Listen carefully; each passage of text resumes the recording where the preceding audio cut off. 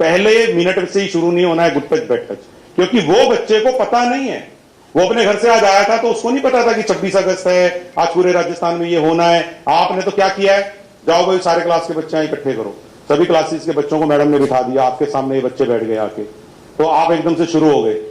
तो आप भी मेंटली प्रिपेयर थे सुबह कि हाँ ऐसा कुछ आएगा, लेकिन वो बच्चा तो बिल्कुल प्रिपेयर्ड नहीं है। इसीलिए फर्स्ट मिनट से शुरू मत करिए, पहले आप जनरल बातें करिए, ठीक है। अब आपको समझाने के लिए नेक्स्ट एक दिमाग में ये इंप्रेशन डाल लीजिए कि खुशी का मतलब है गुड टच और दुख का मतलब है बैड टच, और इसका दूसरा नाम है सुरक्षित और असुरक्षित। जब हम बच्चों को ये बात शुरू करें, मैं आपको जो मेरा तरीका है वो एक्सप्लेन कर रहा हूं। अब आपको वो पसंद है नहीं पसंद है आप तय कर लीजिएगा, ये मेरी पर्सनल लाइंस हैं। जब मैं 5 साल के बच्चों से बात करता हूं, पहली क्लास के बच्चों को मैं बताने शुरू करता हूं गुड टच के बारे में, तो मैं कैसे बताता हूं। मेरा ये एग्जाम्पल मुझे पता नहीं मेरी टीम के लोग यूज करते हैं कि नहीं करते हैं, लेकिन मैं हमेशा पहला एग्जाम्पल यही यूज करता हूं। मैं सबसे पहले बच्चे को टच से जोड़ना चाहता हूं। किससे जोड़ना चाहता हूं? ये जरूरी है क्या कि रूरल एरिया में हर बच्चे को टच वर्ड की हिंदी पता हो? मैं आपसे यहां से शुरुआत कर लेता हूं, जरूरी है क्या? कितने ग्रामीण माता पिता टच वर्ड इस्तेमाल करते हैं घर के अंदर? और पहली क्लास में जब बच्चा आपके यहां 5 साल का आता है, तो आते ही उसको टच वर्ड कौन बता देता है? नहीं ना। तो अपने को रिपीट करना पड़ेगा कि बेटा छूना, टच, स्पर्श, तो वो पहले मिनट में आप बता सकते हैं। जैसे मैं बताता हूं मैं क्या इस्तेमाल करता हूं रूरल एरिया के स्कूल में। मैं कहता हूं, और ये फनी भी होता है, बच्चे को यहां से पता लग जाएगा कि आज मेरा टीचर मुझे कुछ अलग बताने वाला है जिससे मेरी नॉलेज बढ़ेगी, और मुझे कुछ एंटरटेनिंग तरीके से बता रहे हैं, सीरियसली नहीं बता रहे। सीरियसली का मतलब सॉरी, सीरियस तरीके से नहीं बता रहे, मैटर तो सीरियस है। बेटा आप जो है किसी शादी में गए, अब ऐसा बच्चा कौन सा होता है जो किसी शादी में नहीं गया होता 5 साल तक? हाँ, और कोई भी शादी हो यार, उसमें दूल्हा दुल्हन पे फूल तो फेंकते ही हैं, चाहे गुलाब का फेंको चाहे गेंदे का फेंको। तो मैं उनको कहता हूं आप वहां दूल्हा दुल्हन के पास खड़े हो, हाँ अंकल खड़ा हूं, और सारे लोग उनके ऊपर फूल फेंक रहे हैं, हाँ फेंक रहे हैं। एक फूल आपकी खोपड़ी पे आके गिरा, वो खोपड़ी पे हंसते हैं, मुझे पता है, मैं चाहता हूं हंस लें। तो आपको कैसा लगता है? अच्छा लगता है। फूल गिरना तो मुझे अच्छा लगता है। अच्छा, तो फूल ने आपकी खोपड़ी के साथ क्या किया है? ये टच किया है। वो यहां से समझ जाता है, अच्छा ये होता है कि कोई चीज को हाथ लगना, कोई चीज का भिड़ना, वो क्या है? पहला टच। आपको कैसा लगता है? अच्छा लगता है। और फूल डाल दें तो हाँ डालते रहो। क्यों? क्योंकि वो अच्छा है, क्योंकि वो सुरक्षित भी है। हाँ सही बात है। आप सड़क पे जा रहे हो और अचानक से किसी के घर के ऊपर कोई पत्थर रखा हुआ है, वो आपके सिर पे आके गिर जाए तो आपको कैसा लगेगा? अरे सब चोट लग जाएगी। तो वो आपको कैसा लगता है? बुरा लगता है। क्यों? क्योंकि वो अनसेफ है, असुरक्षित है। क्या हम यहां से शुरुआत कर सकते हैं? बुरा है क्या? मैं आपसे ये पूछता हूं कि बुरा है क्या ये? और कौन सा 5 साल का बच्चा ऐसा है जो उसको नहीं समझता? ऊपर तो समझते ही जाओ, 5 साल से 13 साल। तो 5 साल का कौन सा बच्चा जो इस एग्जाम्पल से ये नहीं समझ जाएगा कि you are talking about some kind of touch. ये टच, अच्छा ये स्पर्श, ये छूना। तो मैं तो ये शुरुआत करता हूं। अब मैं बात कर सकता हूं अच्छे और बुरे की, और वो भी मैंने कर ली, लेकिन अपन यहां वो वाला अच्छा बुरा तो नहीं बताने आए ना, फूल और पत्थर वाला।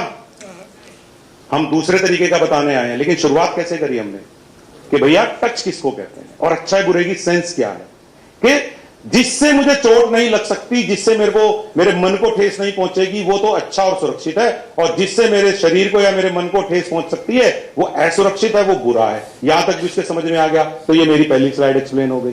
सेकंड, अब हम बच्चों को याद दिलाते हैं, जब आप अपनी मम्मी पापा की गोद में बैठते हो तो आपके मम्मी पापा आपको टच करते हैं, क्योंकि आपको गोद में बिठाने के लिए टच करना जरूरी है। आपकी मम्मी आपको बचपन में नहलाती थी जब आप छोटे बच्चे थे। बच्चे हंसने लगते हैं, हंसने दीजिए, हंसते हैं बच्चे। अभी भी कौन कौन से बच्चों को मम्मी नहलाती है? ही करने लगते हैं बच्चे। करने दीजिए 2 मिनट ही उनको। वो एक दूसरे को कहते हैं इसको नहलाते हैं, मुझे नहीं नहलाते, ऐसे करते हैं। वो करने दीजिए, बाल सुलभ बातें हैं, होने दीजिए।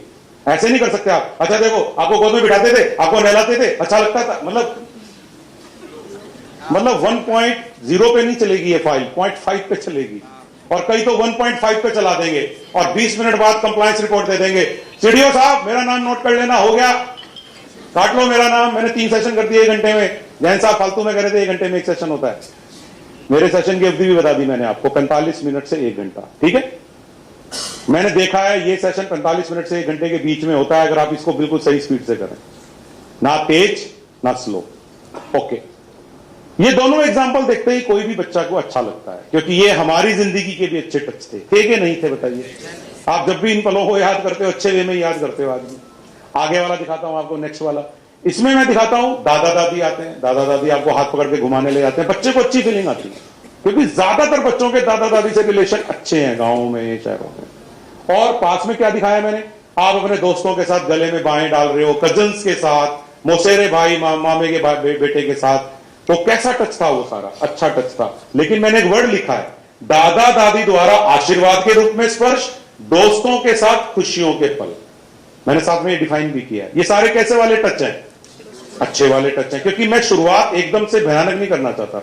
आगे वाली स्लाइड देखिए। अब मैं उसको ये कहता हूं, केवल घर के लोग भी अच्छा टच नहीं करते, कई बार बाहर के लोग भी अच्छा टच करते हैं। आप किसी मंदिर में गए, गुरुद्वारे में गए, मस्जिद में गए, और वहां पे जो भी पंडित जी होते हैं उस मंदिर के या उस पूजा के स्थान के, वो आपको आशीर्वाद स्वरूप जब टच करते हैं, तो वो टच कैसा होता है?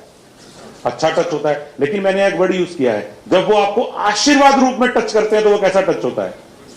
मैंने यहां सिंपल ये नहीं कहा जब वो आपको टच करते हैं, आपने देखा होगा, तो उन्होंने लिखा भी यही है, आशीर्वाद के रूप में टच करते हैं। टीचर का टच, जब टीचर बच्चे की पीठ थपथपाता है, वेरी गुड, सिर में हाथ पड़ता है, वेरी गुड, है कि नहीं? वो कैसे वाला टच है? लेकिन वो एप्रिसिएशन के रूप में किया हुआ टच लिखा है मैंने। शिक्षक द्वारा सराहना, शाबाशी के लिए स्पर्श। सही है? नीचे वाला देखिए। अब बच्चों को आप पूछिए डॉक्टर का स्पर्श कैसा होता है, 90% बच्चे क्या कहेंगे? जैसे मैं ये कहूंगा ना, डॉक्टर का स्पर्श कैसा होता है, 90% बच्चे कहते हैं ये तो बैड टच होता है। वो हमारी जिंदगी के बच्चे में भी बैड टच था उसके लिए। लेकिन आज तो हम सब बड़े हो गए हैं, तो हम क्या कह सकते हैं, क्या डॉक्टर का टच वाकई में बैड टच था?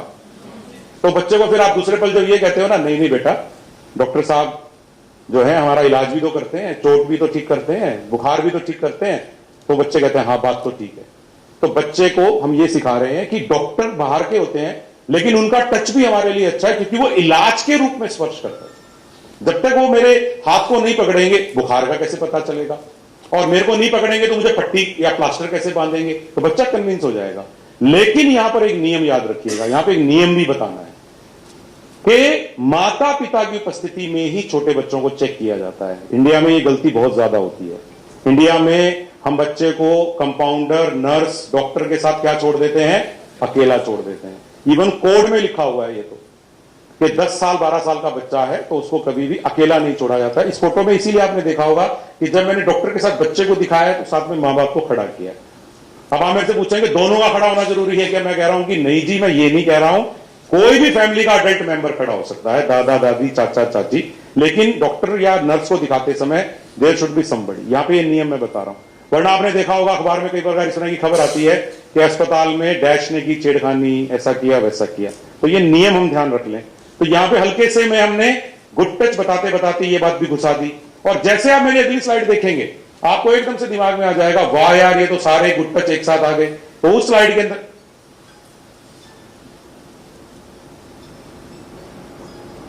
भाई इसमें टाइम क्यों लग रहा है गुड टच वाले में? अब आप देखिए, मम्मी पापा का गोद में लेना और नहलाना आ गया इसमें। देखिए भाई, कैन यू सी? दादा दादी आ गए, दोस्त आ गए, पंडित जी आ गए, टीचर आ गई और डॉक्टर आ गए।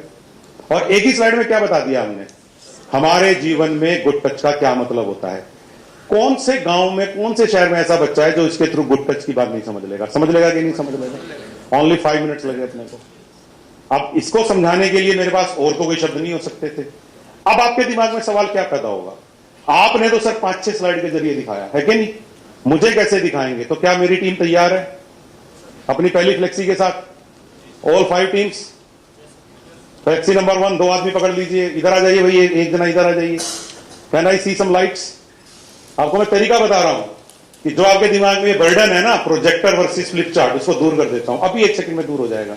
आइए, कम हियर, यहां पे आ जाओ, इस जगह पे आ जाओ, कम हियर, यहां पे आ जाओ, यहां जल्दी आगे, यहां जाओ, आगे जितनी आगे जा सकते हैं, ठीक है? वहां वाले वहां से देख लीजिए, आप बीच में आ जाइए, बीच में आ जाओ। Can you see? थोड़ा आगे जाके दिखा दो, और आगे जाके दिखा दो।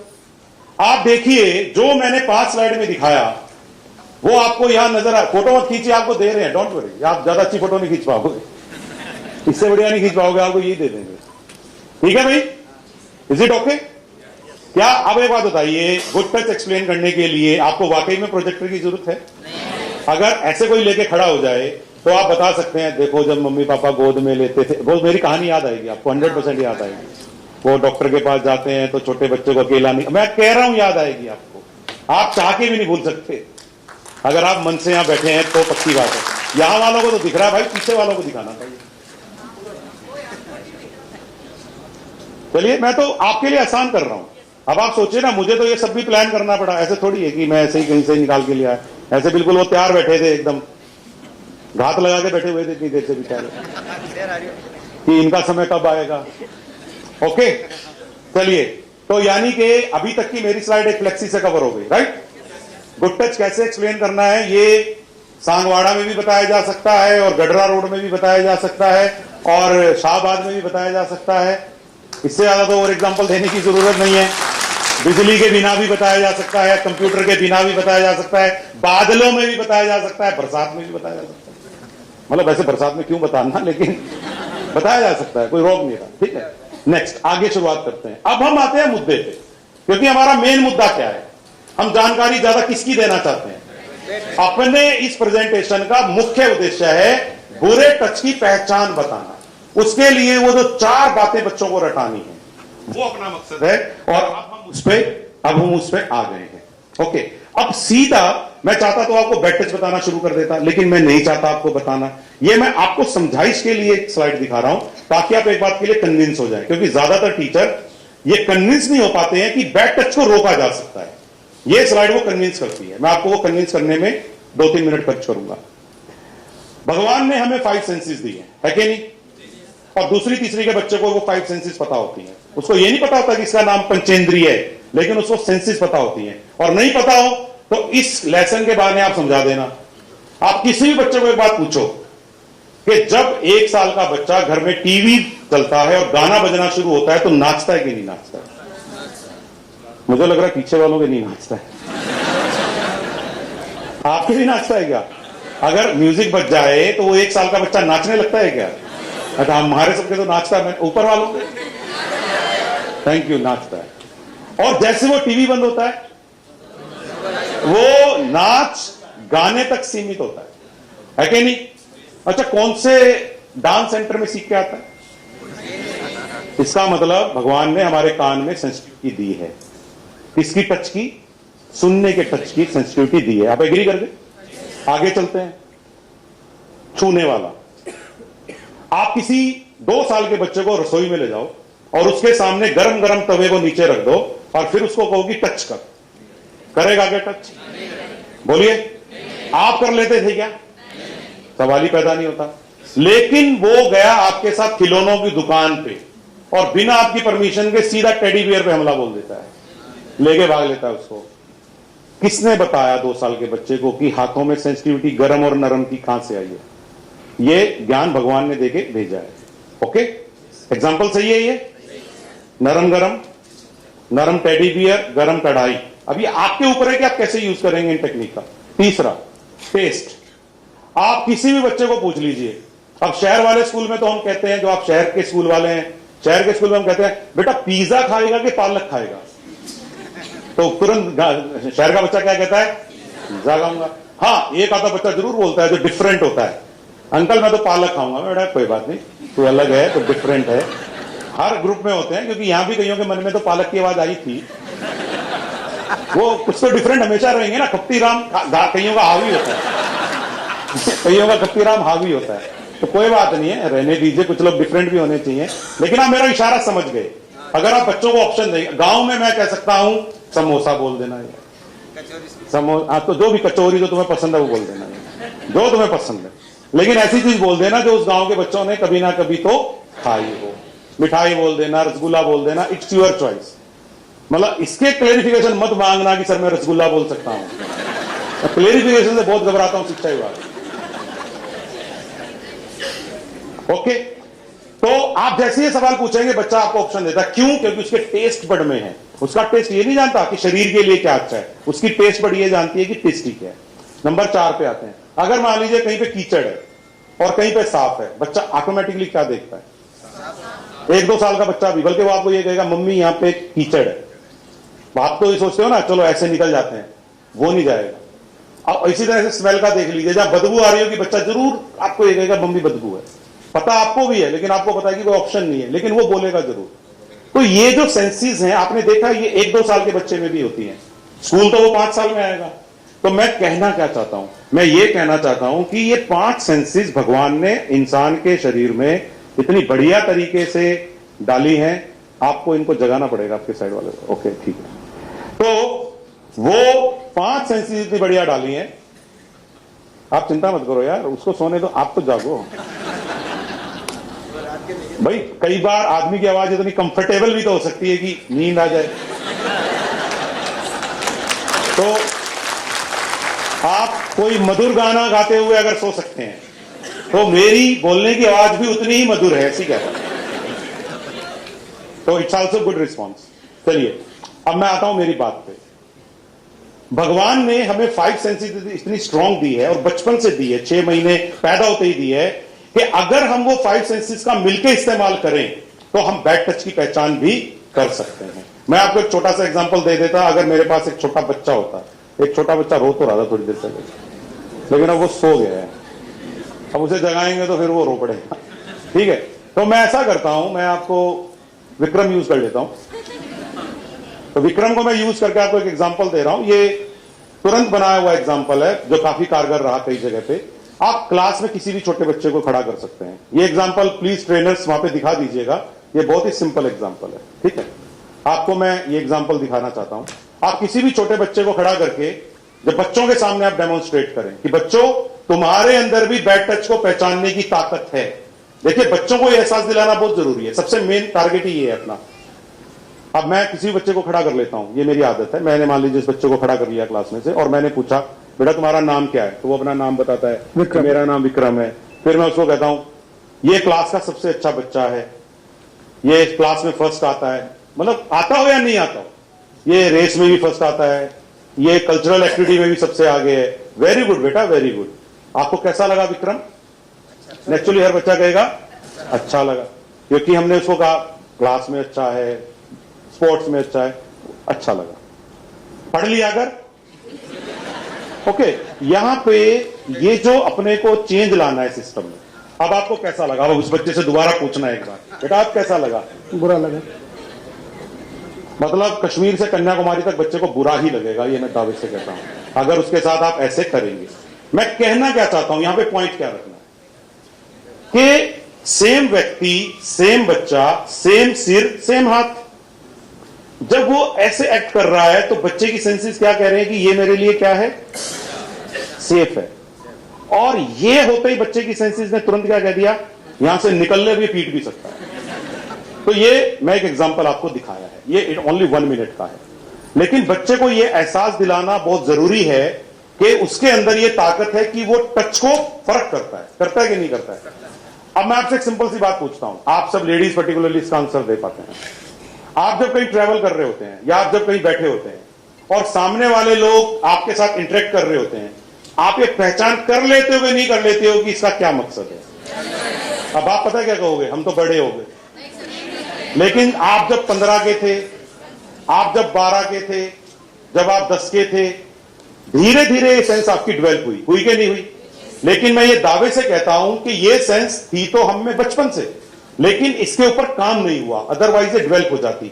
और बैड टच के बढ़ते हुए प्रचलन के कारण हमारी क्या जिम्मेदारी है कि हम बच्चे के अंदर इन सेंसेस को क्या कर दें, जगा दें। एक तरह से हनुमान जी को शक्ति याद दिलाने जैसा ही है सेंसेस की बात करना।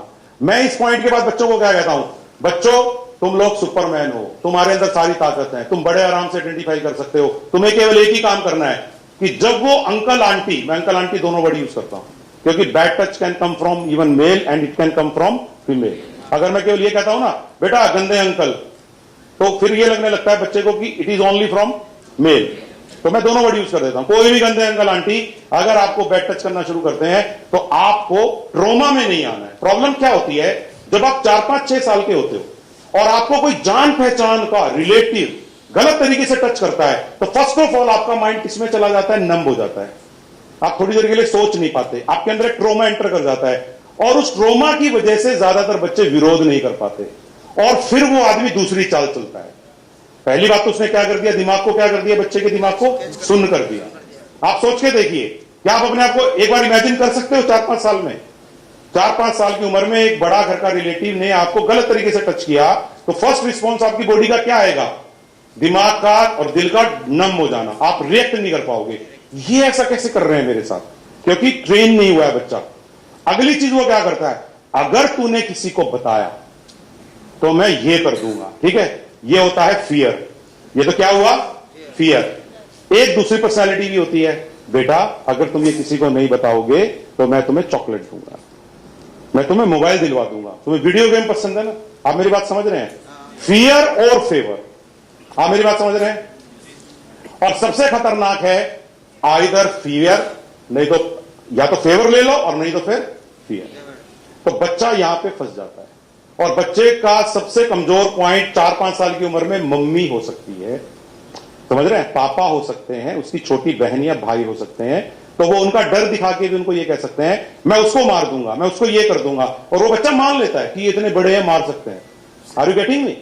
आज के बच्चे तो स्मार्टर हो गए हैं, आज के बच्चे तो कहते हैं ऐसे कैसे मार दोगे। लेकिन आप समझ के देखिए, अभी भी रूरल एरिया में या बहुत सारे कस्बों में बच्चे इस जाल में आ सकते हैं। तो नंबर 1 वो बच्चे के दिमाग को ट्रोमा में लाएगा और फिर वो अपना फियर और फेवर खेलेगा और इस वजह से बच्चे की सेंसेस काम नहीं करती। हमें बच्चों के अंदर ये मैसेज डालना पड़ेगा कि नहीं, तुम्हारी बॉडी तुम्हें कुछ सिग्नल भेजेगी और वो सिग्नल आइडेंटिफाई करने हमें सिखा देने हैं। तो हम अब अगली बात जो बच्चे के साथ करेंगे वो हम सिग्नल्स पे करेंगे। किस पे करेंगे? सिग्नल्स पे। और मैं दावा करता हूं, अगर आपने ये 3 सिग्नल बच्चों को सिखा दिए, मैक्सिमम बच्चों को आप लोग बैड टच से बचा सकते हो। मैं आपको ये तो समझा पाया कि साइकोलॉजी कैसे काम करेगी। टच करने पे दिमाग का सुन नम होना और फिर फियर फेवर का जाल फेंकना और फिर बच्चे के दिमाग को सुन कर देता है। फिर वो लालच में आ जाएगा या डर जाएगा, फिर वो सहन कर लेगा। कोई बच्चा विरोध करेगा, कोई बच्चा विरोध मैक्सिमम नहीं कर पाएगा।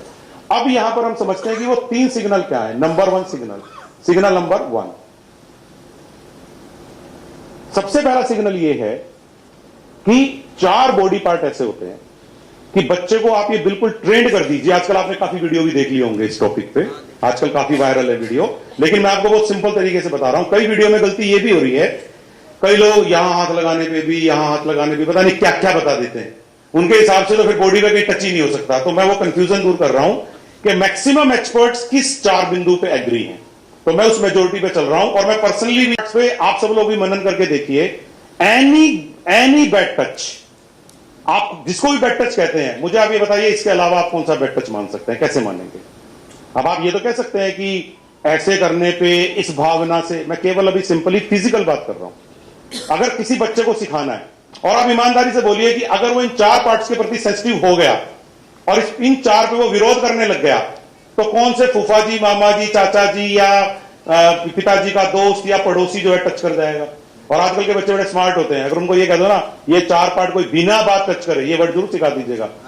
कभी पता लगा कि डॉक्टर साहब प्लास्टर बांधने के लिए हाथ लगा रहे हैं तो उनको भी बिना रीजन वर्ड यूज किया है मैंने, without any reason. Mummy papa गोद में उठाएंगे, रीजन है। डॉक्टर प्लास्टर बांधेगा, रीजन है। मैंने क्या वर्ड यूज किया है? Without any reason.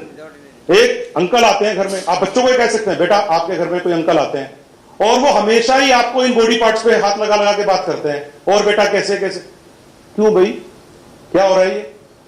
हाँ सही बात है, आप बता के तो देखो, आप बता के तो देखो बच्चों को, they will get more than, आपसे फास्टर स्पीड से ले लेंगे इस बात को। अभी ये बात बता कौन रहा है? मम्मी पापा कहते हैं यार ये कैसे बता सकते हैं, टीचर कह रहे हैं हम बताएंगे तो कोई और बवाल ना हो जाए।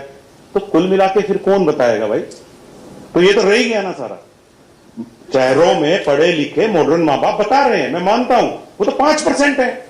95% गांव में और कस्बों में जाके कौन बताएगा?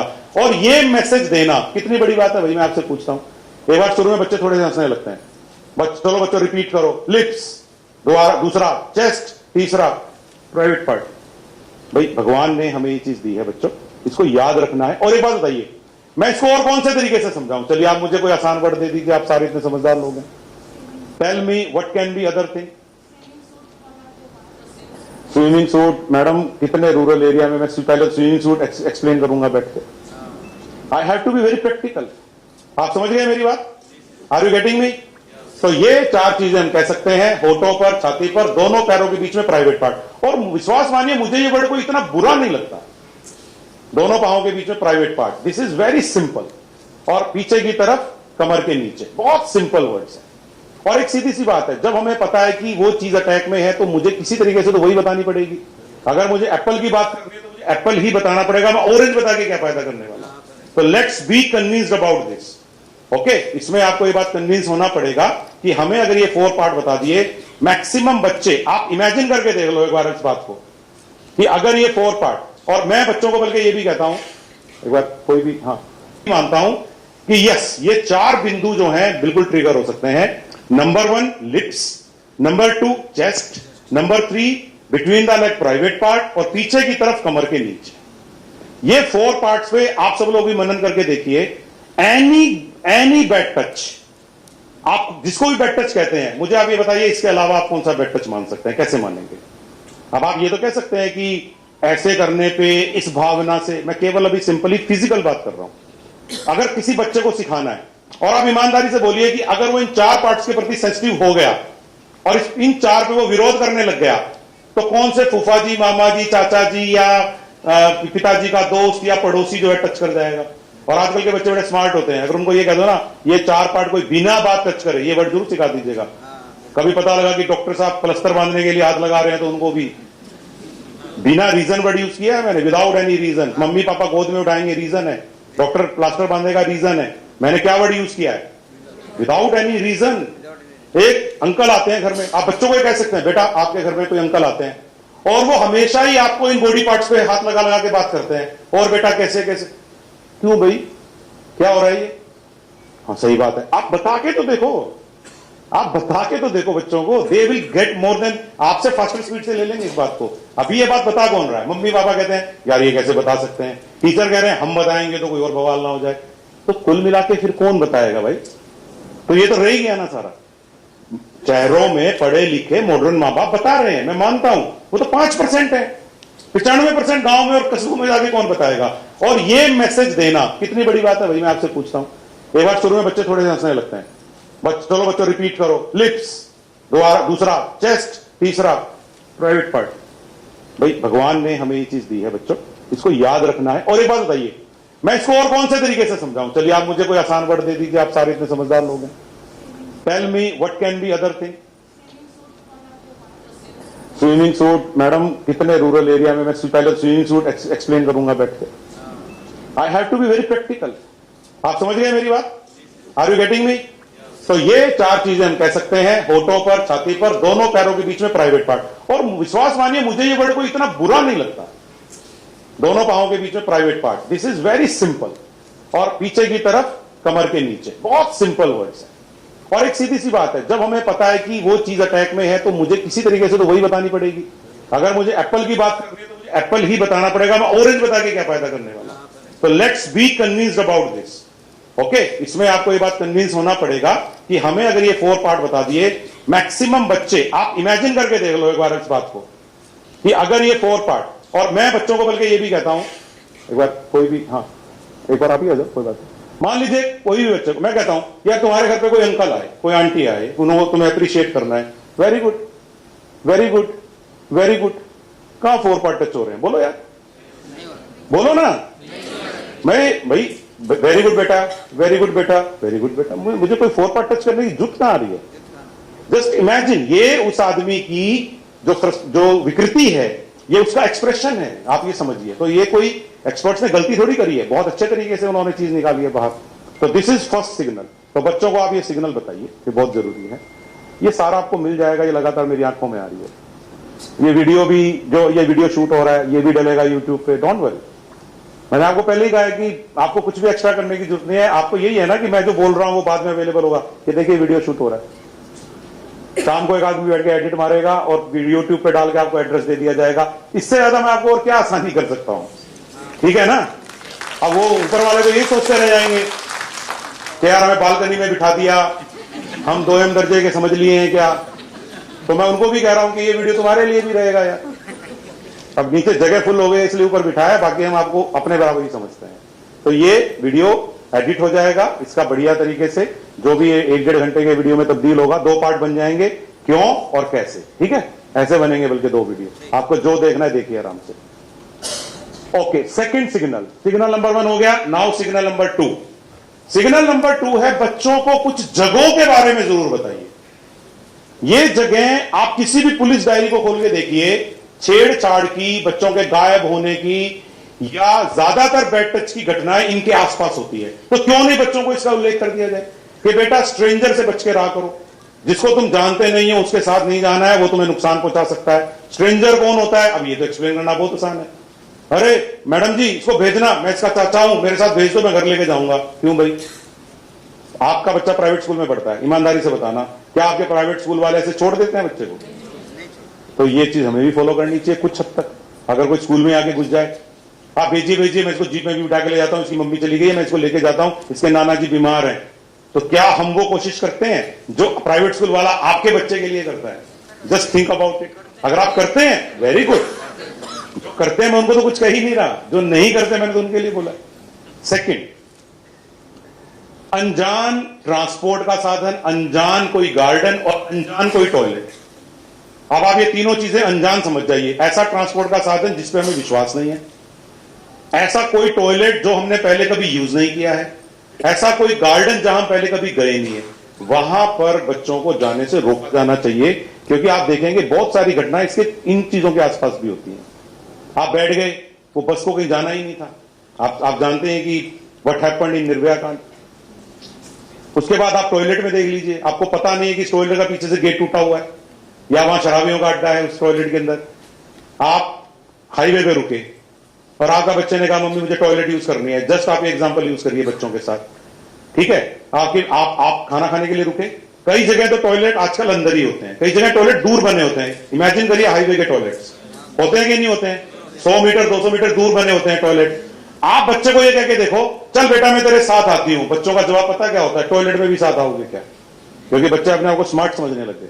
फिर आप क्या सोचते हो, छोड़ो यार ये फालतू में मेरे को 2 बात सुनाएगा, जा बेटा चला जाओ वो सामने है। तो ये गलती हो जाती है कई बार। यू डोंट नो कि पीछे क्या है, कोई ट्रक वाला दारू पी के पड़ा है, यू नेवर नो, पीछे की तरफ खेत है। मतलब आप ये सोचेंगे ना नहीं नहीं मेरे साथ ऐसा नहीं हो सकता, तो यार इसी चक्कर में तो होता है किसी के साथ। तो दिक्कत क्या है ये बात फॉलो करने में कि अनजान ट्रांसपोर्ट, अनजान टॉयलेट, अनजान गार्डन। मम्मी वहां मेरा दोस्त मेरी वेट कर रहा है, मैं जा रहा हूं। यू नेवर नो कि वो गार्डन कैसा है, वहां लाइट भी जलती है कि नहीं जलती है, गेट कहां से खुलते हैं। तो दीज आर समथिंग जो बच्चों को हमें बताना चाहिए एग्जाम्पल के साथ। तो ये हम बता सकते हैं। और सुनसान जगह और अंधेरे में फालतू जाने से बच्चे को रोकना चाहिए। आजकल मम्मी पापा थोड़े से जल्दी बच्चों के धमकाने से मान जाते हैं। क्या मम्मी सारे दोस्त आए हुए हैं आप मुझे ही रोकती हो, ये ऐसा डायलॉग होता है जो आप पे बहुत बार काम करता है कि अच्छा यार मैं ज्यादा टोकती हूं क्या, रहने दे। वो टोक आपकी टोक वो अच्छी होती है, वो टोक बुरी नहीं है, उस टोक ने बचाया है बच्चों को। तो प्लीज डू दैट। ये दूसरी टिप है मेरी कि जगहों के बारे में बच्चों को सावधान करिए, लोगों के बारे में सावधान करिए। तीसरी टिप बहुत इंपॉर्टेंट है, इसको सेंसिटिविटी से सुनिएगा। जो आदमी विकृत मानसिकता का होता है वो बच्चे को टेस्ट करके देखता है, बच्चे का टेस्ट लेता है। किस किस्म का टेस्ट लेता है? वो क्या करेगा, मान लीजिए शादी का घर है और वो देखता है कि ये बच्चा है, तो वो उसके सामने अपने कपड़े चेंज करने लगता है, या बच्चे को कहता है अरे बेटा आप भी चेंज कर लो। तो बच्चे क्या होते हैं, नहीं नहीं मैं तो चेंज अंदर जाके करूंगा। आपने देखा होगा लोग 2 तरह के होते हैं। मान लीजिए आप घर में अकेले हैं, सुनिएगा इस बात को ध्यान से, बहुत महत्वपूर्ण बात कह रहा हूं मैं। आप में से कई लोग ऐसे होते हैं कि जो घर में आप अकेले हो लेकिन आप जब टॉयलेट में जाते हो तब भी आप चिट्ठी नहीं लगाते हो। आपने कभी ऐसा सोचा है घर में तो मैं अकेला हूं, टॉयलेट का दरवाजा क्यों बंद करना है? ये हमारे अंदर की जो कल्चरल चीज होती है वो होती है कि नहीं होती है? सही है कि नहीं है? बहुत सारे लोग ऐसे होते हैं बाहर का दरवाजा बंद है, अंदर कोई है नहीं तो मैं ही मैं हूं, बट वो चीज एक्सप्रेस होती है। तो वहां पर वो आदमी ने उसके सामने चेंज करना चाहा और बच्चे ने टोका नहीं आंटी मेरे सामने नहीं, नहीं अंकल मेरे सामने नहीं, और बेटा मेरे सामने चेंज कर लो, नहीं मैं अंदर जाके चेंज करूंगा। ये सिग्नल होता है, ये टेस्ट है ये कहीं ना कहीं। दूसरी बात, अगर कोई अपने प्राइवेट पार्ट को बच्चे के सामने टच कर रहा है या बच्चे को प्राइवेट पार्ट पे टच करने की कोशिश करता है, ये बात बच्चे को तरीके से समझानी पड़ेगी, क्योंकि बैड टच का और कोई रास्ता हो ही नहीं सकता। और इस बात को मैं किसी और तरीके से आपको बता ही नहीं सकता। आप मुझे बताएं कि सर आप ऐसे बोल दीजिए, क्योंकि ये सबसे डोमिनेटिंग थर्ड सिग्नल है। कि अगर कोई व्यक्ति बच्चे के सामने चेंज करे, बच्चे को चेंज करने को बोले, बच्चे के प्राइवेट पार्ट को टच करने की कोशिश करे, अपने प्राइवेट पार्ट टच करने की कोशिश करे, ऐसे व्यक्ति के प्रति बच्चे को तैयार करके रखिए। कोई अंकल अगर आपके सामने इस तरह की हरकत कर रहा है तो याद रखना बेटा ये सिग्नल है। तो मैंने आपको 3 सिग्नल बता दिए अभी। नंबर 1 बॉडी पार्ट्स बताए, दूसरा मैंने आपको ये जगह बताई, और तीसरा अगर कोई आपके सामने अपने कपड़े उतारे, प्राइवेट पार्ट दिखाए या आपको भी ऐसा करने को कहे तो सावधान हो जाएं। और बहुत सिंपली है, आप मेरी बात समझ रहे होंगे। अभी फिलहाल में जो घटनाएं कुछ हुई हैं कई जगहों पे, उसमें ये टिप बहुत इंपॉर्टेंट हो सकती थी अगर बच्चे को ये पता होता। और विश्वास मानिए बच्चा बेचारा मासूम है, अभी वो 3-4-5 साल का है। He doesn't know what is he doing, वो क्या करवा रहा है उससे। तो ये चीज का कोई और रास्ता नहीं हो सकता था, वैकल्पिक व्यवस्था। इसलिए भी मैं कह रहा था कि जो फीमेल ट्रेनर होते हैं वो ज्यादा सेंसिटिविटी से इन चीजों को एक्सप्लेन कर पाते। नेक्स्ट, ये चौथी टिप है, डिजिटल बैड टच। जब आप और मैं छोटे थे तो हमारे समय में ये नहीं था। मोबाइल, लैपटॉप, हमारा बचपन निकल गया, उसके बाद ये आए। लेकिन आजकल के बच्चों को एक और चीज का सामना करना पड़ रहा है, मोबाइल, लैपटॉप, कंप्यूटर, टैबलेट। कई लोग क्या तरीका अपनाते हैं, बच्चे को दूर से भी बैड टच कर सकते हैं। कैसे कर सकते हैं? उनको अपने पास बुलाते हैं, देखना बेटा ये क्या है, जानबूझ के, अरे अंकल ये क्या। वो चेक करते हैं बच्चे को, बच्चे ने देख के कोई रिस्पॉन्स नहीं दिया, बच्चे ने इंटरेस्ट दिखाया, और दिखाएंगे और दिखाएंगे। वो समझ जाएंगे इस बच्चे को बैड टच किया जा सकता है। अगर बच्चा विरोध कर देता है वो समझ जाते हैं बच्चा स्मार्ट है। इसी तरह से बच्चे को पास में लाके तो नहीं दिखाया, बच्चे आपकी मम्मी के पास मोबाइल है। मैं इसमें घटना सुनाया करता हूं, ये जो मटेरियल है ना कि बच्चों को गलत मैसेज भेजना, गलत क्लिप भेजना, गलत फोटो भेजना। और आजकल एक डायलॉग चलता है, अरे बेटा इतना तो चलता है। आजकल ये फैशन के साथ, मॉडर्निज्म के साथ ही चल गया, इतना तो चलता है। नहीं चलता। इंडिया में हर चीज की एक उम्र है। 12 साल तक के बच्चे को आप ये फिल्म दिखा सकते हैं, 14 साल के बच्चे को ये दिखा सकते हैं, 18 साल को ये दिखा सकते हैं। मर्यादा है इस देश में और वो मर्यादा फॉलो होनी चाहिए। लेकिन लोग क्या कह देते हैं, अरे बेटा इतना तो चलता है। नहीं चलता भाई। तो ये एक कहानी है जो मैं आपको सुना रहा हूं। ये कहानी सुनाने के बाद इस पॉइंट को समझाना बहुत आसान हो जाता है। एक स्कूल में, प्राइवेट स्कूल था हमारे शहर का बड़ा, और वहां पर पहली और दूसरी क्लास के बच्चे एक बस से घर जाते थे। और जब वो अपने घर जाते थे तो बच्चों की आदत है कि वो जो बस के जो कंडक्टर होते हैं उनके साथ बहुत जल्दी दोस्ती कर लेते हैं। और वो दोस्ती उन्होंने कर ली, और दोस्ती करने के बाद उन्होंने कहा कि भाई अंकल आप बताओ। तो वो दोस्ती करने के बाद अंकल ने कहा कि तुम सब गेम खेलते हो? हाँ। किसके मोबाइल में खेलते हो? मम्मी के मोबाइल में खेलते हैं। मम्मी का मोबाइल नंबर पता है? हाँ पता है। तो लिस्ट बनाओ। तो उन्होंने लिस्ट बना दी मम्मी के मोबाइल की। उसने कहा मैं 5 बजे फोटो भेजूंगा शाम को, आप लोग देखना और डिलीट कर देना मम्मी के मोबाइल में। बच्चों ने कहा ठीक है अंकल। अंकल ने पहले दिन अच्छी फोटो भेजी, भागता हुआ घोड़ा। बच्चों ने मोबाइल देखा, घोड़ा, डिलीट कर दिया। अगले दिन अंकल ने सबको चॉकलेट दी जिन्होंने भी बताया कि घोड़ा था। अगले दिन सन की फोटो भेज दी, सनसेट, फिर एक चॉकलेट दे दी। तीसरे दिन गुलाब की फोटो, फिर एक चॉकलेट दे दी। और चौथे दिन गंदी फोटो भेज दी। तो बच्चे नाराज हुए चौथे दिन आके, अंकल गंदी फोटो मत भेजा करो। लेकिन अंकल का तो खेल था ये, सॉरी यार गलती से भेज दी। 5वें दिन फिर गंदी फोटो भेज दी। अंकल अब हम ये गेम नहीं खेलेंगे, आप गंदी फोटो में भेजते हो। अब आप देखिए 3 दिन अच्छी फोटो, 2 दिन गंदी फोटो। और छठे दिन क्या होता है, बेटा अपने घर से ना 2-2 हजार रुपए लेके आना। वो पहली दूसरी के बच्चों से कह रहा है ये 2-2 हजार रुपए। अंकल हमारे पास तो 10 रुपए होते हैं, 2 हजार रुपए तो नहीं है। तो भाई ऐसा है, मैं तुम्हारे मम्मी को और तुम्हारी टीचर को ये बताऊंगा, तुम तो मोबाइल पे गंदी फोटोएं देखते हो। एक बार 5 साल के बच्चे के पॉइंट ऑफ व्यू से सोच के देखो इस बात को, अपने पॉइंट ऑफ व्यू से मत सोचो। 5 साल के बच्चे को अगर आप ये कह दो कि मैं तेरी मम्मी और टीचर को ये बताऊंगा कि तू गंदी फोटो देखता है, तो उसके दिमाग में ये गलती तो है ही है कि 2 दिन उसने गंदी फोटो वाकई में देखी है। जैसे ही टीचर या मम्मी ने उससे पूछ लिया आप गंदी फोटो देखते हो, वो रो पड़ेगा और वहां वो फंस जाएगा और उसको आप गलत मान लेंगे। तो बच्चा ब्लैकमेल होगा कि नहीं होगा? हमने कभी सोचा ऐसे कि हमारे बच्चे को मोबाइल दे रखा है, उसकी मम्मी का मोबाइल दे रखा है, मम्मी का नंबर उसको पता है, कितना गड़बड़ हो सकता है दुनिया के अंदर। तो ये एग्जाम्पल देने के बाद मैं वहां हर स्कूल में मैंने बच्चों को पूछा है क्या आज के बाद आप अपनी मम्मी का नंबर या अपने घर वालों के नंबर बांटते फिरोगे? उसके बाद सारे बच्चे साफ कह देते हैं कि हम तो नहीं बांटेंगे। वो तो किसी एक बच्चे के फादर ने उन बच्चों की मदद कर दी और उसको पकड़ लिया, वरना तो कुछ भी गड़बड़ हो सकती थी। तो ये कहानी इस पॉइंट को समझाने के लिए बहुत अच्छी है कि डिजिटली भी बच्चों को बैड टच किया जा सकता है गलत मैसेज या फोटो भेज के। तो ये पॉइंट जरूर बताइए। नेक्स्ट, अगली बात जो बहुत इंपॉर्टेंट है, नेक्स्ट,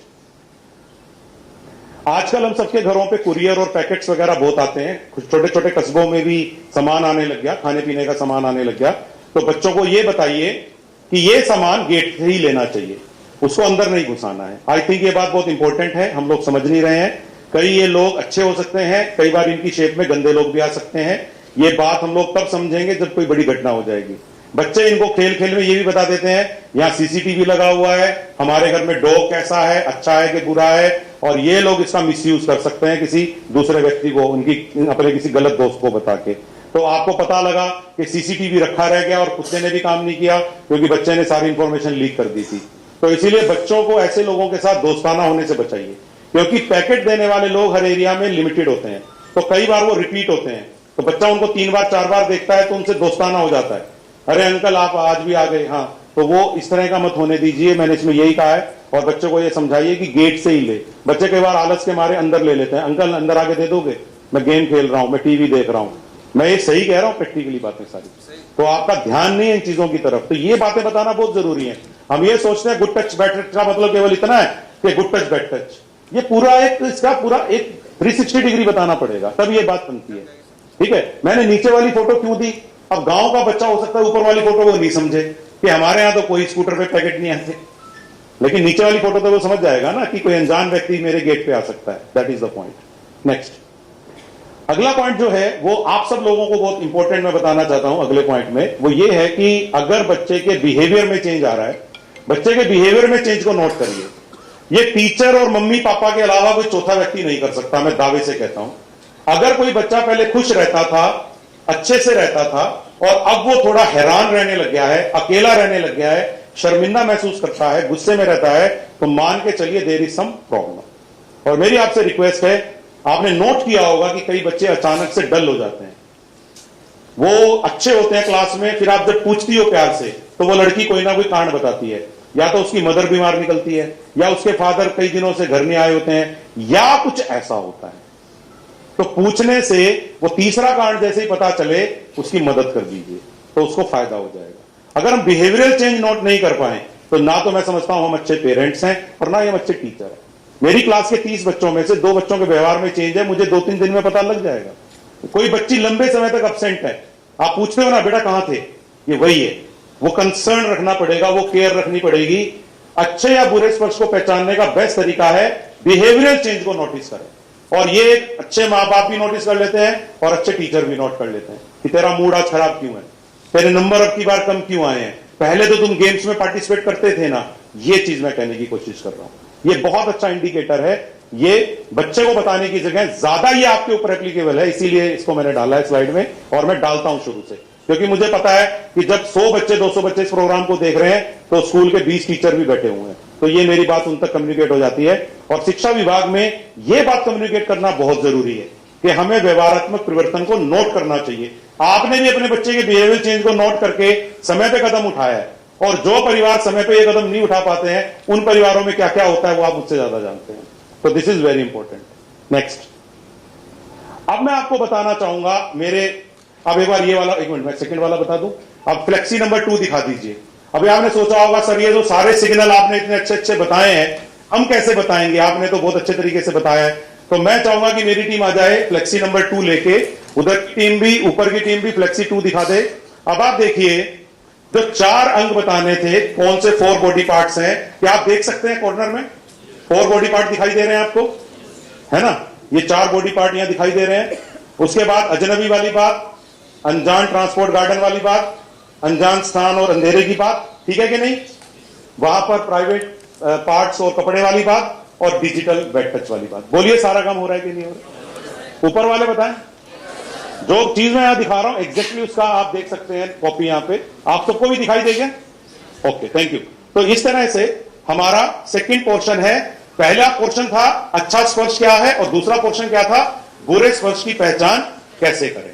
अब हम हमारे तीसरे पार्ट पे आ गए। अब बच्चे को सिग्नल आइडेंटिफाई करने आ गए। अब वो अपने से अगला सवाल पूछेगा, मैं बच कैसे सकता हूं। अब मैं आप ध्यान इस फैक्ट पे लेके जा रहा हूं कि 80% मामलों में टच करने वाले लोग कौन है? याद करिए दोबारा, जान पहचान के लोग हैं। तो 80% मामलों में छेड़खानी को रोका जा सकता है। कैसे? जहां ये नकारात्मक बात है कि 80% लोग जान पहचान वाले ही गड़बड़ कर रहे हैं, वहीं पर एक सुख की बात बताऊं क्या है? हम इन 80% केसेस को रोक सकते हैं, क्योंकि जितना डर बच्चे को लग रहा है उतना ही डर किसको लग रहा है? उस व्यक्ति को भी लग रहा है मेरी नौकरी चली जाएगी, मेरी बेइज्जती हो जाएगी, मुझे इस घर से धक्के मार के निकाल देंगे। तो इसका फायदा बच्चा उठा के एक 3 स्टेप फॉलो कर सकता है। यह भी एक्सपर्ट्स ने बड़ा अच्छा बताया है, मैं एक्सप्लेन करता हूं कि बच्चों को यह सिखाइए कि यदि घर में कोई जान पहचान का व्यक्ति अचानक से आपको पकड़ने की कोशिश करे या सिग्नल आ जाए बैड टच का, तो सबसे पहला काम भगवान भी भरोसा उसको सिखाइए, मम्मी पापा मत सिखाइए। Because I don't think that's a correct thing when we see के लोग क्या क्या कर रहे हैं। तो भरोसा बच्चा कैसे सीख लेता है? जैसे मेरे को एक दिन एक स्कूल में बच्चे ने पूछ लिया, कहता है अंकल भरोसा क्या होता है? मैंने ये सोचा ही नहीं कि भरोसा वर्ड भी नहीं पता इसको। तो बेटा जिस पर आपको सबसे ज्यादा ट्रस्ट हो। फिर उसका अगला सवाल पता है क्या है? ये कैसे पता चलेगा कि मुझे इस पे ट्रस्ट है? This was the question. तो इसका भी आंसर ढूंढना पड़ा। मैंने कहा बेटा एक काम करो, आप अपनी आंखें बंद करो। बच्चे कर लेते हैं, हम तो बड़े लोग हैं नहीं करते, लेकिन बच्चे तो कर लेते हैं। तो बच्चों ने आंखें बंद कर ली। मैंने कहा कि अब तुम्हारी आंखें बंद है, सोचो कि जीवन में तुम पे सबसे बड़ा कष्ट आ गया है, तुमने कोई बहुत बड़ी गलती कर दी है, तुमसे कुछ टूट गया है और अब तुम्हारे साथ कुछ बहुत बुरा होने वाला है। इमेजिन कर रहा है बच्चा, हाँ सही बात, हाँ हाँ। तो तुम्हें बचना है, तुम्हें कौन लगता है कि तुम्हें कौन बचाएगा? और ईमानदारी से कह रहा हूं, बच्चे मुस्कुराते हैं और फिर आंख खोल के कहते हैं मम्मी मम्मी, कोई कहता है पापा पापा। तो बेसिकली बच्चे के दिमाग में जो फर्स्ट पिक्चर आती है, इवन आपके दिमाग में भी फर्स्ट पिक्चर आती है कि आज सबसे पहले जीवन में आपकी मदद कौन करेगा। अगर मैं ये पूछूं आपसे सवाल, आप सबके दिमाग में चेहरे आते हैं, चेहरे आते हैं, फिर कहते हैं नहीं नहीं नहीं, फिर दूसरा आता है, क्योंकि अब हम बड़े हो गए ना, हम अब थोड़े कंफ्यूज हैं। पहले एक ही आता था, आजकल 2 3 4 आ सकते हैं। आप जिस मतलब से हंस रहे हैं, मेरा वो मतलब नहीं था।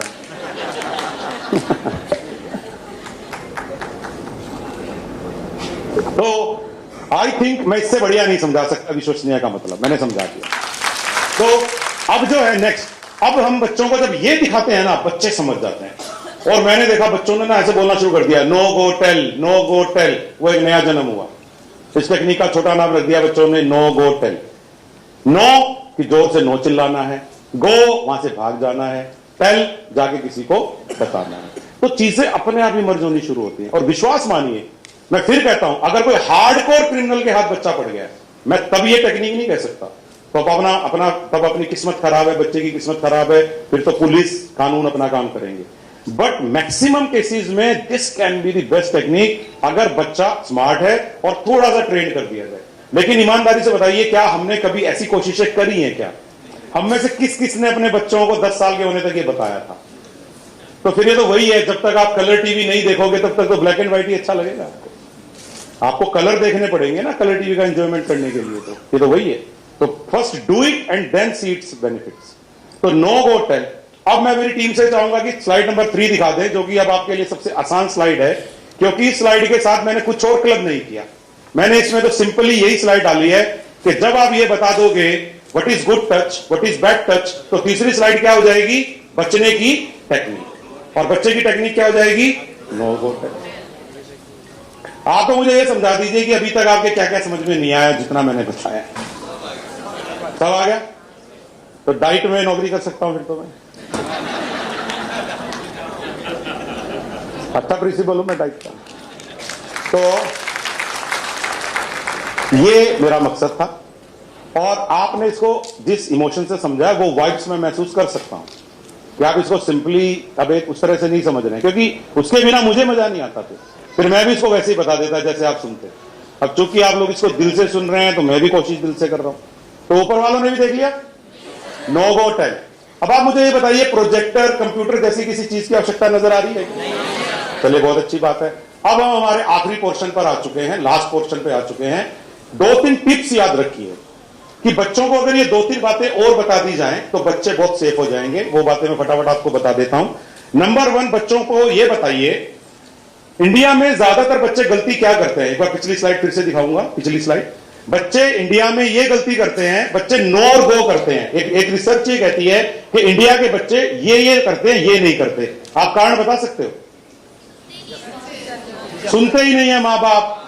नंबर 2, बच्चा पता क्या सोचता है, बच्चा भी बड़ा एक तरह से होशियार होता है। वो कहता है यार अपन चिल्लाए, अपन वहां से भाग आए, अपन अब बच गए हैं, अब फालतू में थप्पड़ काय को खाना है। दिस इज द लॉजिक जो उसके दिमाग में चलता है।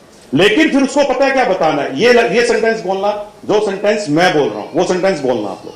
वो सेंटेंस क्या होता है, बेटा अगर तुमने बचने के बाद ये बात अपने घर में किसी बड़े को नहीं बताई और उन बड़े लोगों ने उस व्यक्ति को तुमसे दूर नहीं किया, अगली बार वो तुम्हें चिल्लाने का मौका नहीं देगा। ये एक लाइन होती है और वो समझ जाते हैं इसकी वैल्यू क्या है। तो मैं क्या कह रहा हूं, ये बात एक बार नहीं कहनी है टेल वाली, ये कितनी बार कहनी है, कई बार कहनी है, क्योंकि इंडिया का बच्चा टेल में घबराता है और उसके पीछे हम सब लोग जिम्मेदार हैं जो यहां बैठे हैं। सही कह रहा हूं मैं? थप्पड़ पड़ता है, डांट पड़ती है, या उसको जलील करते हैं हम लोग। और कई तो माँ आंख दिखाती है बड़ी जबरदस्त वाली, वो आंख जो दिखाती है ना, उसका मैं नाम नहीं बता सकता क्या होता है, वो बड़ी जबरदस्त आंख होती है। वो जब उसको दिखाती है बच्चा समझ जाता है कि बेटे बच ले, नहीं तो पड़ेगी तेरे को। तो प्लीज वो वाली आंखें मत दिखाइए और ना ही उसको डांटिए और ना ही उसको मारिए, क्योंकि अगर आपने इस मोमेंट पे उसकी मदद नहीं की ना तो उसका विश्वास ये हो जाएगा शायद बैड टच अच्छी चीज होती होगी। तो ऐसा इंप्रेशन क्यों बनवाते हो? तो प्लीज ये मैं कहना चाह रहा था। और जो अगली पिक्चर है उसको ध्यान से देखिए, मेरी बात सुनो। हम बच्चों को एक कार्टून दिखाते हैं, बच्चे हंसते हैं, जहां दिखा सकते हैं दिखाई देते हैं। जब तक बड़े आपकी बात को सुन ना लें बेटा, तब तक आप उनको बताते रहें। क्योंकि कई बच्चे पता क्या कहते हैं, अंकल मैं बताने तो गया था, मम्मी ना फोन पे बात कर रही थी। अंकल मैं बताने तो गया था, पापा के ना दोस्त आए हुए थे। फिर वो गुस्सा करते हैं क्योंकि बच्चा तसल्ली ढूंढता है। फिर आप ये कहना, अरे बेटा फोन बंद भी तो हुआ होगा और दोस्त अपने घर भी तो गए होंगे, हाँ तो बताना है। नेक्स्ट, अगला ये इंप्रेशन मैंने फिर रिपीट कर रहा हूं कि बैड टच फीमेल से भी हो सकता है, दूसरा बैड टच लड़कों के साथ भी होता है, और तीसरा बैड टच करने वाला पड़ोसी और करीबी रिश्तेदार भी हो सकता है। बच्चों को यह बताना पड़ता है अनफॉर्चुनेटली कि बेटा ये मत सोचना कि घर के अंदर बैड टच नहीं हो सकता। ये बहुत इंपॉर्टेंट टिप्स है। अगली बात, अगला मैसेज आप सब टीचर्स के लिए रहता है मेरी तरफ से, और आपने देखा होगा कि हमने अपने नो बैक डे में भी इसका रिपीट किया है, और वो ये है, नेक्स्ट टीचर्स दिखाई है हमने, और उसमें हमने लिखा है कि 3 और 6 महीने में अगर ये जानकारी दोहरा दी जाए तो 4 से 5 साल का बच्चा अपने जीवन में इस मैसेज को भूल नहीं सकता। आप मानते हैं इस बात को? तो आपको मैं इंफॉर्मेशन दे दूं, 26 अगस्त को हम पहला प्रोग्राम कर रहे हैं। अक्टूबर और जनवरी में हम इसका क्या करेंगे, रिपीटिशन। अगर मैं आपको ये कहूं कि जो आप 26 अगस्त को बताओगे, अक्टूबर और जनवरी में एक बार ये रिपीट कर देना, तो ये कोई बहुत बड़ी बात तो नहीं मैंने कही।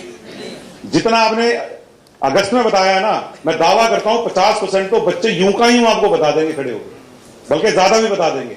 ये केवल ज्यादा दिक्कत पता कौन सी क्लास की आती है, नर्सरी, यूकेजी, फर्स्ट और सेकंड।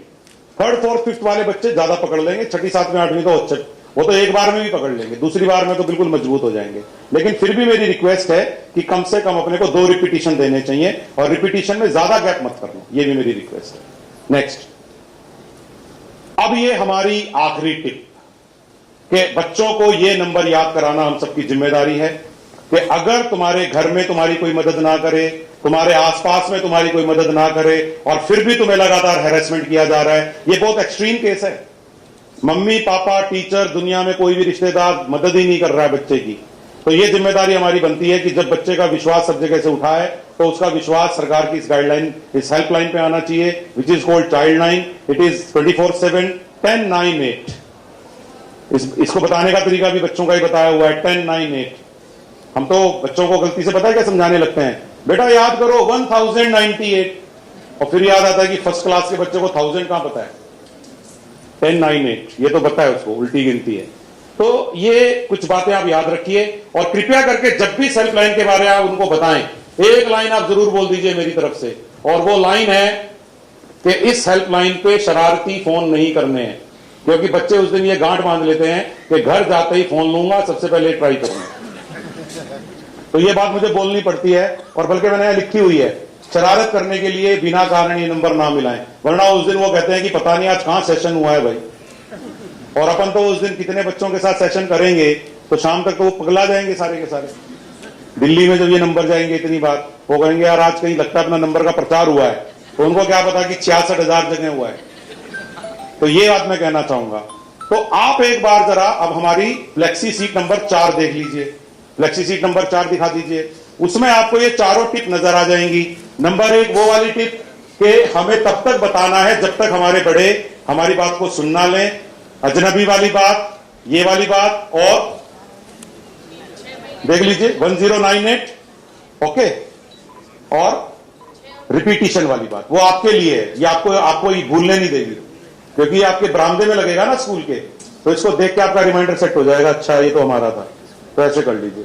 अब मैं चाहूंगा कि चारों लेके लोग खड़े हो जाए, चारों वाले ये इधर स्टेज पे आ जाइए चारों एक साथ। मुझे 8 वॉलंटियर चाहिए, तुम वहां उस कोने पे लग जाओ, उस पर लग जाओ। एक बार जरा इमेजिन करके देखो, जो लोग इस कमरे में इस ज्ञान के साथ आए थे कि हमें तो गुड टच बेड टच के बारे में नॉलेज नहीं है, अब उनमें से कितने लोग ये दावा करते हैं कि हमारे पास कोई सेटल्ड मटेरियल नहीं है।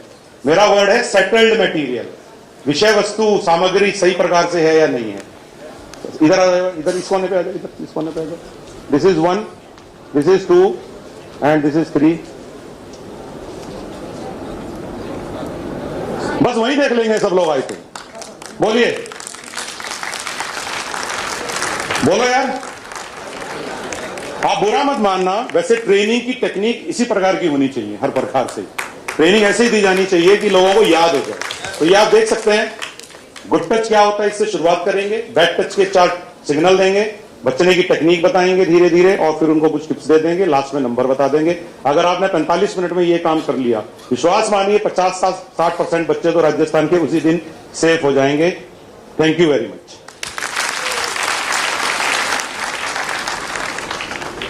सीडीआर आपके स्कूलों में पहुंच जाएगी, स्कूलों में निर्देश दे दिए जाएंगे, हर स्कूल में ये छप जाएंगी चारों शीट जो हैं। हमने इसकी सॉफ्ट कॉपी शेयर कर ली है, तो डोंट वरी अबाउट इट। अब एक बार गूगल फॉर्म के बारे में बता दीजिए, ये लाइटें बंद कर दीजिए। गूगल फॉर्म सिंपल सा है। ये गूगल फॉर्म आपको 26 अगस्त को जब सेशन हम करेंगे उसके बाद ये गूगल फॉर्म फिल करना है, जिसमें सेशन की डिटेल्स भरी जाएंगी। पहला आप देखेंगे तो आपको अपना जिला भरना है। जिले के लिए एक ड्रॉप डाउन लिस्ट आएगी। ड्रॉप डाउन लिस्ट पे जब आप क्लिक करेंगे तो ऐसे करके सारे जिले ओपन हो जाएंगे। इसमें पूरे 50 जिले डाले गए हैं, 33 नहीं है, 50 पूरे डिस्ट्रिक्ट ऐड किए हैं। इसमें से आप अपना डिस्ट्रिक्ट फिल करें। डिस्ट्रिक्ट के बाद तहसील, तहसील के बाद शहर या कस्बा, जो भी आपका है वो आपको टाइप करना है। हिंदी या इंग्लिश किसी में भी आप इसमें टाइप कर सकते हैं। नेक्स्ट,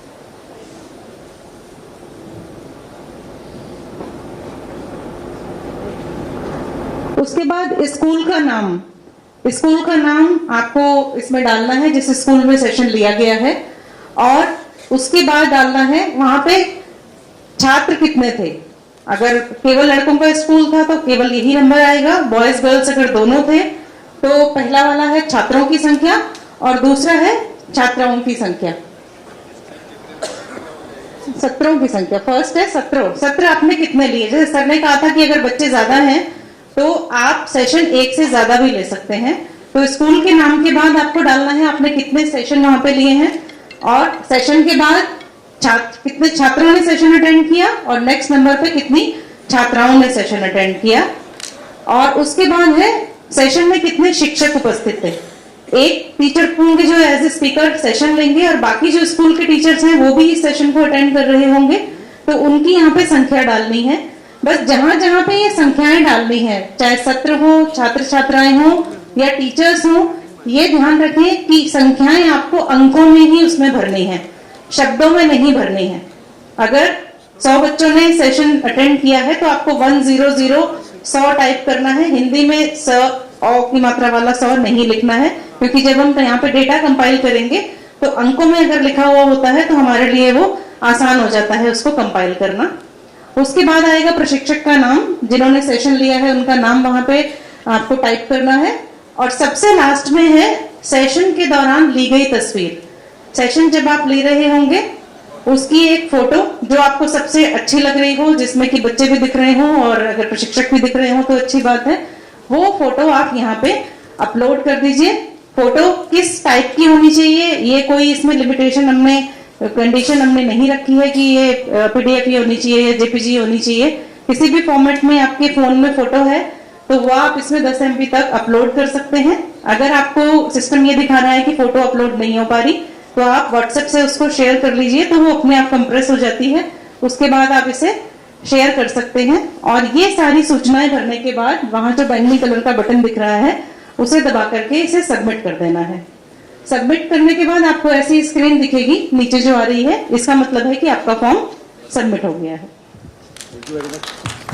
तो मेरे ख्याल से बहुत आसान फॉर्म है, इससे तो मुश्किल फॉर्म नहीं भरते बात। ये तो यही कह रहा है कि कितने बच्चों ने अटेंड किया, कितने टीचर ने अटेंड किया। सब टीचर अटेंड करेंगे तो अच्छा लगेगा, क्योंकि उस दिन नो बैग डे है, तो क्लास तो वैसे भी नहीं चल रही और सभी बच्चों को आप ये बता रहे हो तो अच्छा है।